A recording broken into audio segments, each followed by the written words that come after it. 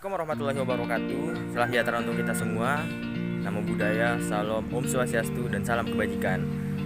Pada kesempatan kali ini saya akan membahas sedikit tentang social distancing.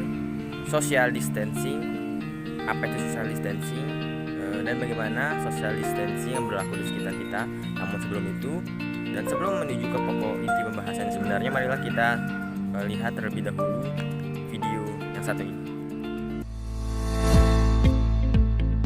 Virus corona memang begitu mudah menular dan menyebar. Setiap kita bisa ikut mencegah dan mengurangi penyebarannya melalui social distancing. Apakah social distancing? Social distancing adalah tindakan untuk mengurangi kontak dengan orang lain dan menghindari melakukan kegiatan di keramaian.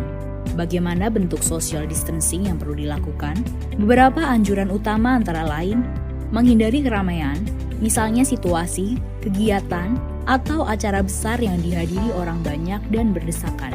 Mengurangi menggunakan transportasi publik dan belajar atau bekerja di rumah untuk sementara waktu. Bagaimana bila tidak memungkinkan melakukan social distancing? Dalam semua keterbatasan, kita semua tetap dapat melakukan social distancing walaupun terpaksa berkegiatan di luar rumah. Siapapun yang baru datang dari negara terpapar COVID-19 atau bila kita menunjukkan gejala sakit, disarankan untuk tidak keluar rumah selama 14 hari atau self-quarantine, atau segera cari bantuan medis. Selain dua kondisi di atas, yang perlu dilakukan adalah mengurangi sebisa mungkin kegiatan di luar rumah dan di keramaian. Bila harus keluar rumah dan menggunakan kendaraan umum, perlu menghindari waktu ramai atau peak hours. Hindari menyentuh permukaan yang mungkin dipegang orang lain juga. Misalnya, pegangan tangga atau gagang pintu.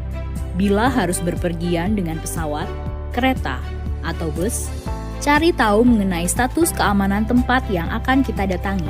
Hindari berdesakan dengan orang lain, gunakan masker bila diperlukan, dan jangan lupa segera mandi dan bersihkan diri setiba di tujuan. Bila perlu membeli makanan atau kebutuhan lain, sebisa mungkin gunakan layanan pesan antar. Bersihkan atau cuci barang yang dibeli sebelum disimpan, dan utamakan memesan makanan yang matang sempurna. Bila perlu berolahraga, pilihlah yang dapat dilakukan di dalam rumah atau yang dilakukan di tempat terbuka. Hindari jam-jam ramai, hindari berbagi peralatan, dan jangan lupa mandi atau bersihkan diri setelah berolahraga. Bila anak bosan belajar di rumah, sebisa mungkin beri kegiatan untuk dilakukan di dalam rumah. Bila sangat mendesak, pilih kegiatan yang bisa dilakukan di ruangan terbuka yang tidak ramai. Ajarkan kebiasaan bersih-bersih setiap selesai berkegiatan, dan beri penjelasan dengan baik tanpa menakut-nakuti ataupun membuat panik. Apalagi yang perlu dilakukan selain social distancing? Jangan lupa mempraktekkan kebiasaan bersih antara lain, cuci tangan sebelum beraktivitas untuk menghindari virus atau kuman kita menyebar kepada orang lain.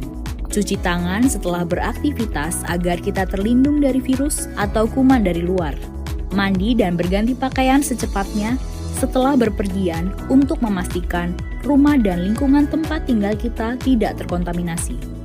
Berdiam diri di rumah adalah pilihan yang bijak untuk saat ini.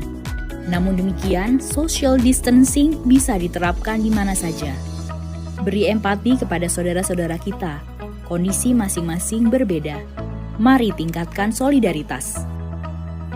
Dalam pelaksanaan social distancing, pemerintah pusat dan daerah akan tetap memfasilitasi dan memberikan pelayanan terbaik bagi rakyat. Mari bersama kita lawan corona. Nah teman-teman, saya rasa video yang tadi itu sudah sangat-sangat jelas, baik mengenai social distancingnya, menjaga kebersihannya, ataupun dari segi work from home-nya. Selanjutnya, tinggal bagaimana kita menyikapi hal ini dengan bijak, bagaimana kita menjaga segala sesuatu sesuai sama yang pemerintah perintahkan. Sedikit harapan saya, bagaimana kita memulai ini, bagaimana kita mengatur ini, dan bagaimana kita memberikan edukasi terhadap diri kita sendiri. Dimulai dari diri kita, kemudian sekitar kita. Insya Allah semuanya akan menjadi lebih baik ke depannya. Tidak ada yang tahu kapan dan bagaimana nantinya. Kita hanya bisa berpositif thinking. Harapan kita semuanya harus berakhir dengan cepat. Tentunya dapat saya sampaikan. Wassalamualaikum warahmatullahi wabarakatuh.